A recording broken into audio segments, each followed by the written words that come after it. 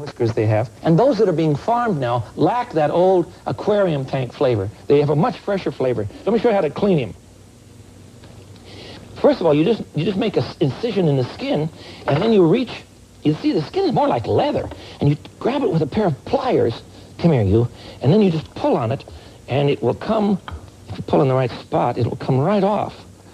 There he goes. Come on, hang on here. You see the skin? Well, if you're really good at this, you can get it to come off in one piece. Guess who's not going to bother with this one? You see, it just comes right off. It just comes.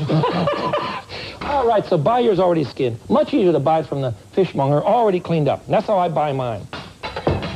But I did want you to see one whole catfish. Now, what I'm going to do for you today is, first of all, make a spice blend for cooking catfish, and then we'll get started on our catfish fry. Let me check the deep fat. Yes, I've got my temperature going. Whoops, that's going to be too hot. There we are.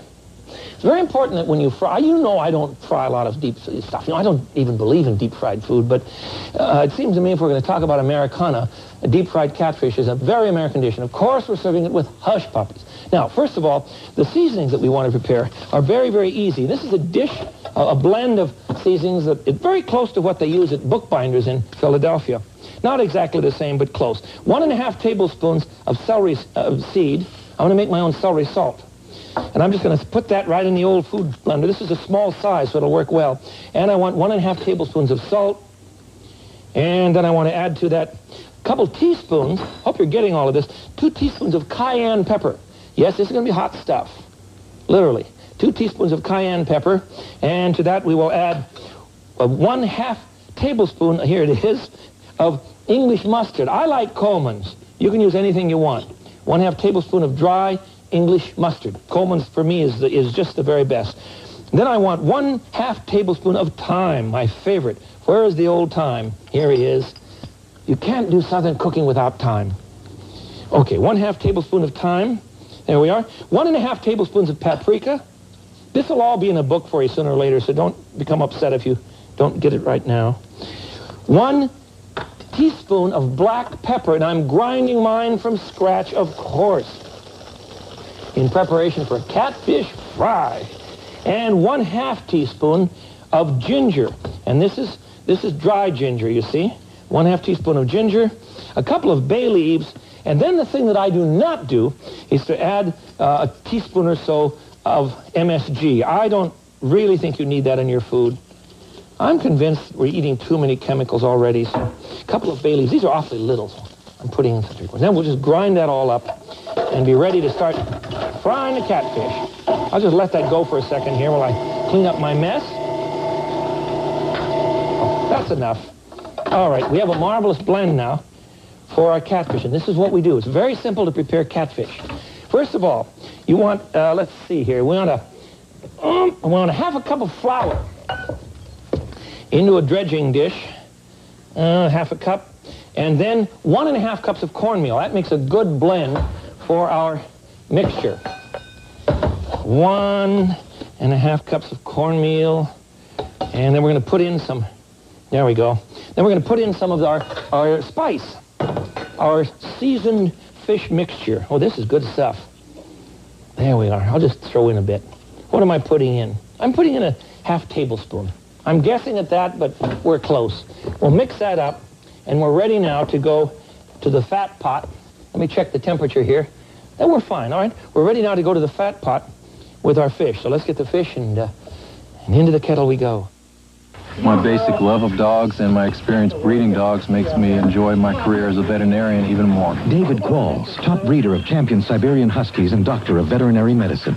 We give our dogs pedigree as a source of meat in their diet. When you open a can of Choice Cuts, there's big meaty chunks and a rich brown gravy. You can really smell the meatiness. Pedigree contains no soy. Pedigree is a very digestible and very nutritious dog food. For my money, Pedigree is the best dog food you can buy. Pedigree, developed with vets, recommended by top breeders. Shaping that's natural, not support that's soft, not a look that's flattering, not. Today's Cross Your Heart bra is from Playtex, with a crisscross design that supports for a natural shape that's fabulous, not. The Cross Your Heart bra. It's everything your life is and nothing is. snots.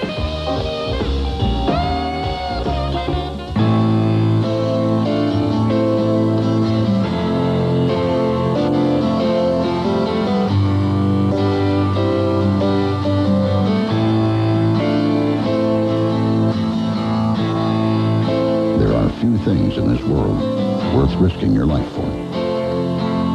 In Alaska, seafood comes awfully close. Alaska Seafood, far and away the world's finest. What do you call that crusty stuff on your shower head? I call it impossible. Or that film on your shower door? Uncleanable. It's called limescale, and now there's a new way to clean it.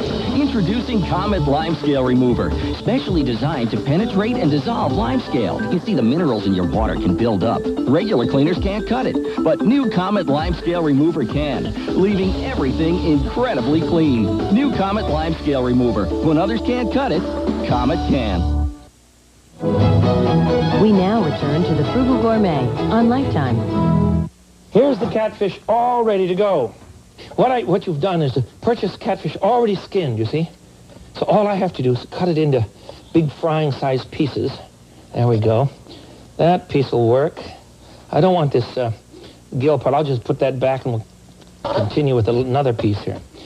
There we go. Put in nice, good-sized pieces so we can have a nice platter of catfish and hush puppies.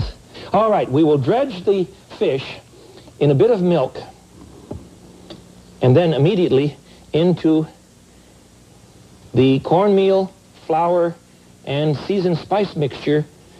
Mix that all up and we'll throw them in the hot fat. I'm going to put in about 5 pieces here to start with. I'll make one good platter for you. Oh, Mrs. Rainey is such a sweetheart. Haven't seen her for years. She's still in Covington, Georgia. Her son is a highly respected clergyman and counselor, all that sort of thing. We're all in school together. And she made a peach cobbler. Oh, we're talking Georgia. All right, into the kettle it goes. Now, my fat is at 375. And, of course, I'm using peanut oil. You didn't have to hear that again, did you? Because you know that I don't want you deep frying with oils that are not going to take the heat. You have to be careful with that. Oh, I think I have them all in there. Isn't that great? One hush puppy recipe coming up. Hush puppies were called hush puppies because in the old days, they tell me that this is the case. I don't know. In the old days, a fellow would be cooking his dinner. Generally, it would be a slave, you see, making food like this. And the frying pan would be hot with oil. And the dogs, who were also hungry, would be running around the fire, waiting for food to come about. And the owner of the house would say, "Hush, puppy." And do you believe that? Well, that's what they told me. So here we are with hush puppies. 1 cup of cornmeal. 1 cup of flour. To that, we're going to add some baking powder. You want about 2 teaspoons of baking powder. There we are. And you want to add a little bit of salt and some black pepper. About a teaspoon of salt will be plenty.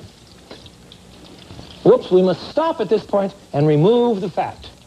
I'll remove the fish from the fat. The fat's fine. The fish is in trouble. There we are. Look at that.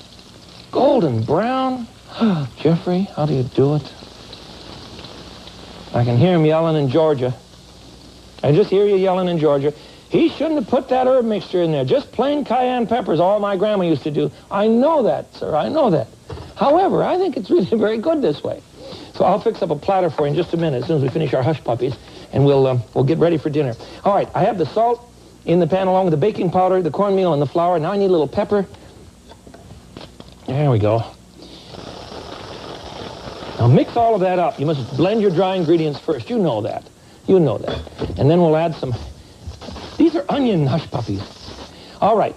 To that, I want to add a handful of chopped white onion, chopped fine, and six chopped green onions. Almost lost an egg there. Is that about 6? I think so. Okay. Now, we're going to blend 1 egg, beat it up with a fork. Hush puppies. Isn't this a kick? I've only made these a couple of times, and now I'm hooked on them. But you know, I don't want you to feed them to your family too often because they really are loaded with a lot of oil that sticks to them. And we want to add 3/4 of a cup of buttermilk. So I have 1 egg and 3/4 cup of buttermilk in my glass. And that goes into the bowl and we're set. That's the whole dish. Where's my mixing spoon? Here it is. Hush puppies are ready. I'll just throw one in the fat. I'm not going to have time to cook all of these because I have other things I want you to see. I like to let mine sit for a few minutes before you throw them into the fat kettle. It'll give the baking powder a chance to make a little bit of gas in them, you see. Here we go. We'll just put in about 3 or 4 of these, and then I'll fix up a plate for you. Oop, that's too big. Make them smaller than, make them about the size of a walnut, I think. Big, awfully big walnut, isn't it? There we go. And remember, the fat stays at about 375. Much hotter than that, and the outside of the dumpling, and that's what this is a deep-fried dumpling, the outside of the dumpling is going to cook before the inside is ready. That's no fair. We don't want to do that. All right, excuse me here. Here we go. We want to put some... This is an awfully big plate for somebody, but we'll have a good time with it. I don't know if you could eat all of that or not. The catfish goes on one side. And then a pile of hush puppies. I've already cooked these, obviously. And yes, this is from the same recipe I've just told you about. There. Frugal Gourmet is sponsored by delicious Sunsweet prune juice. It's all the juice you need.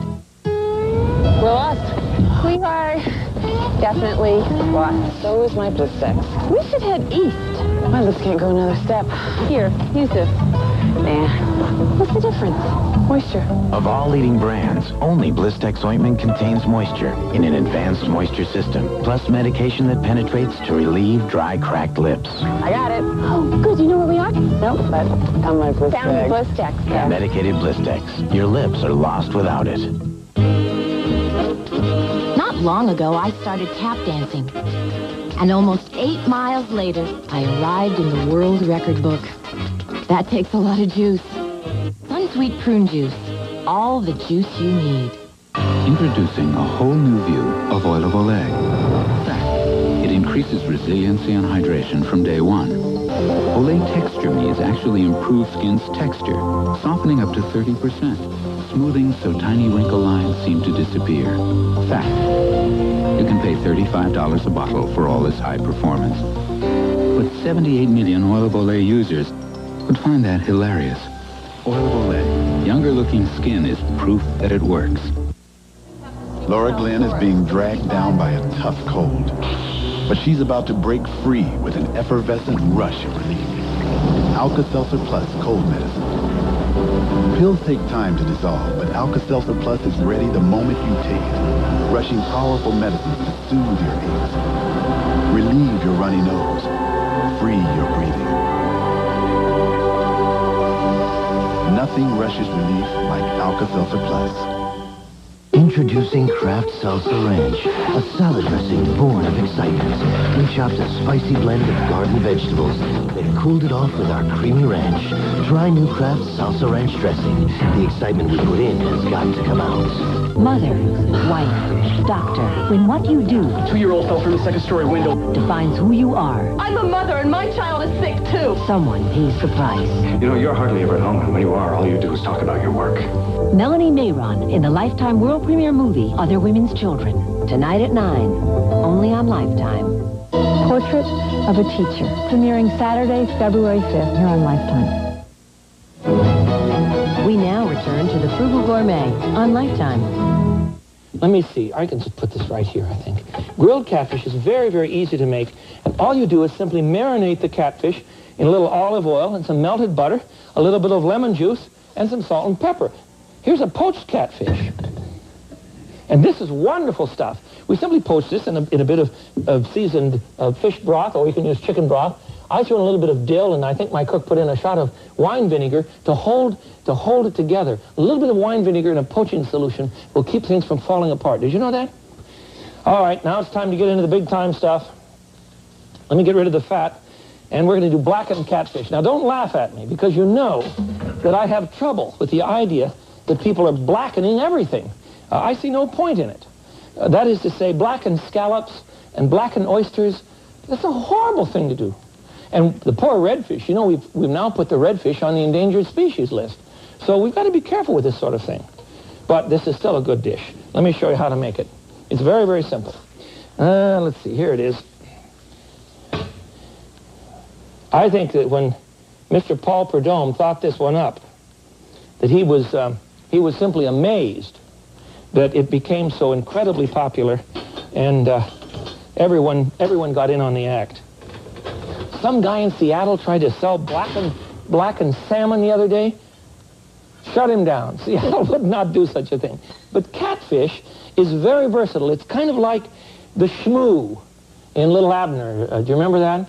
It's like the shmoo in Abner. So that means that we can flavor it in all sorts of ways, and it accepts it.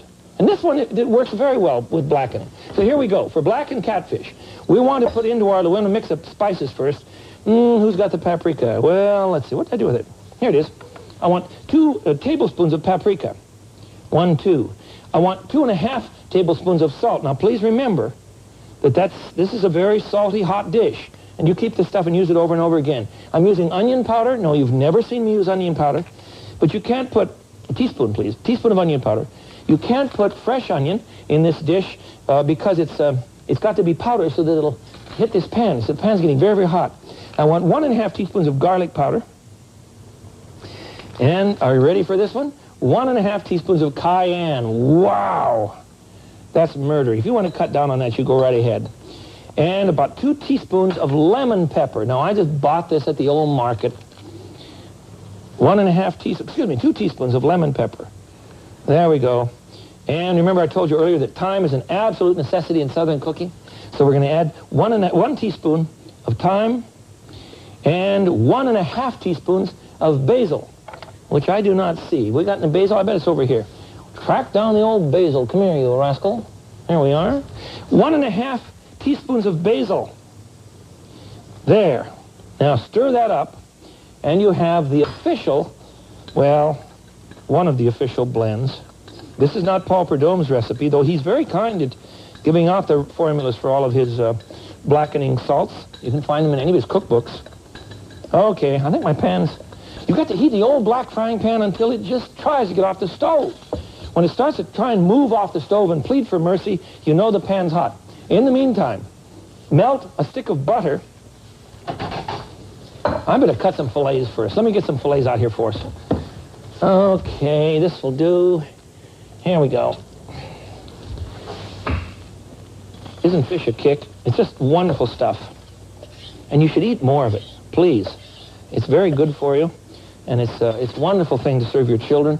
And if you can flavor things, now this may not be a kid's dish. It's a little hot, I admit that.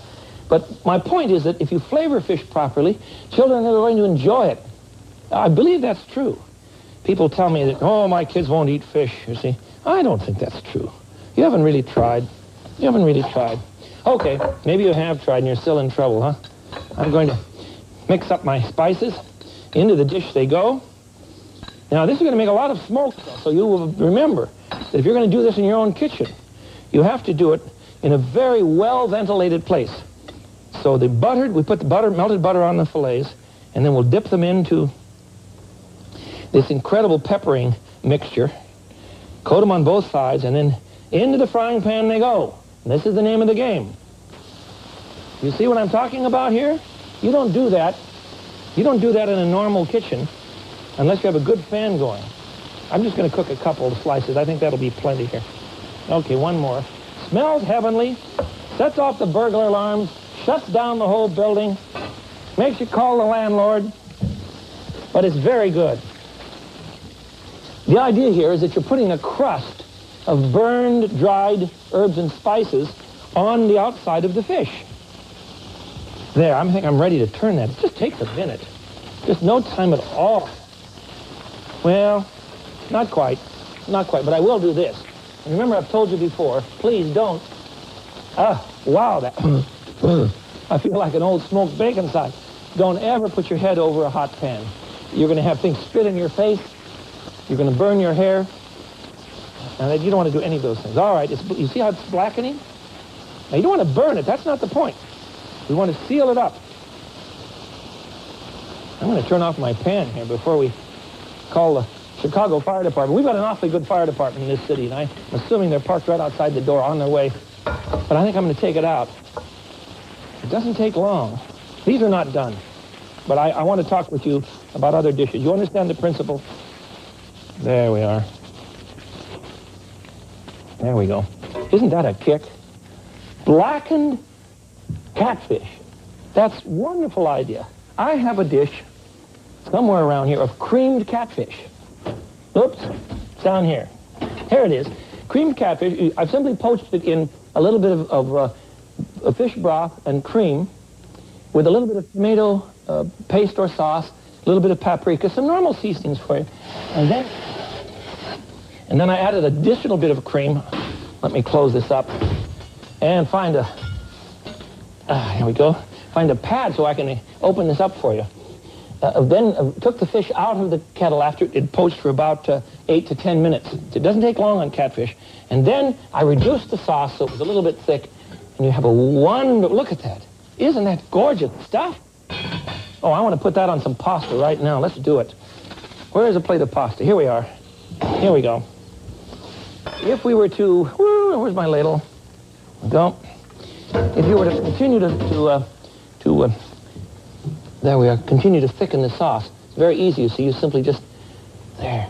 Oh, come on. Oh, there we are. You simply just continue to reduce the sauce, and reduce means to cook down the juices. I'm going to serve this over pasta, if it will cooperate, but I certainly need some more sauce. Doesn't that look good? Oh, it's a terrific dish. And you can season this one, you see, in any way that you like for members of your family who like it a little bit hot. You put in more cayenne pepper or some Tabasco, you see. And if you like it a little bit mild, why, just forget about that. You'll be all right. Now, let's see. We'll put that one over here. Now, I think I have enough time to show you a couple more. I have a grilled, let's see. Oh, I've got them all over the place. I have a grilled fish. This one's a simple thing to do. Not grilled. I showed you the grilled one. This one is broiled, and it's hot. I've melted butter in the bottom of a pan, and you're going to say, butter? Smith, you're supposed to be helping me cut down on fat. I know, but there's very little fat in catfish, and the bones come out easily. In the old days when you would eat catfish, they were really bony. But now the farming that's going on is so creative that the fish is very, very meaty, but very, very low in fat. Remember that now, even less than chicken. So you're getting a good buy on your dollar. I'm looking for a place to put this, and certainly getting a lot of good flavor. And the bones are not hard to remove anymore. So here it is. This, oops, one more. Got to get one more pad. Things are very hot. I don't want to burn this up. There, I hope you can see this. Okay. Here's a broiled. There it is. There's a broiled catfish. A little flour on it, you see. Broiled it with a little flour on top and a butter kind of glaze. Wonderful stuff. Now, if I wanted to make a shrimp sauce for that, I have some sautéed vegetables, mushrooms, onions, and celery, and all I would have to do is to cook this down with a little cream, perhaps a shot of brandy. I just want to have time today. That's all right. And cook this down and then add some shrimp. Let me show you. Here we go. Add some cooked shrimp. There we are. And we might as well take a stab at it, huh? And a little bit of cream, which I don't even see. Well, that's all right. We'll add a little bit of cream, cook that down, and then put that over our grilled catfish. Broiled catfish. Too many catfishes. Well, anyhow, let's look back at what we do have. The point of the thing today is simple. Catfish is low in fat. It's not terribly expensive, and it's wonderful, wonderful eating. Much better than it ever used to be in our culture. I made a poached catfish for you today. I made catfish and hush puppies. We made a grilled catfish, just grilled in a frying pan, and I had a lovely blackened catfish. And we will salute Paul Prudhomme for that whole concept. And finally, a catfish cooked in cream sauce, grilled catfish, and catfish over noodles with the cream sauce. Next time, you go to an upper yuppie restaurant and you see catfish, $14 a plate. Remember that in the old days, we were talking peasant food. We were talking food that was eaten by people who really had very little else. The hush puppy and catfish binge was circled with a few bit of wild vegetables that you'd find, and that was your whole meal. So enjoy catfish. It's ours. It's American. This is the Frugal Gourmet. I'm glad we could cook. Until I see you again,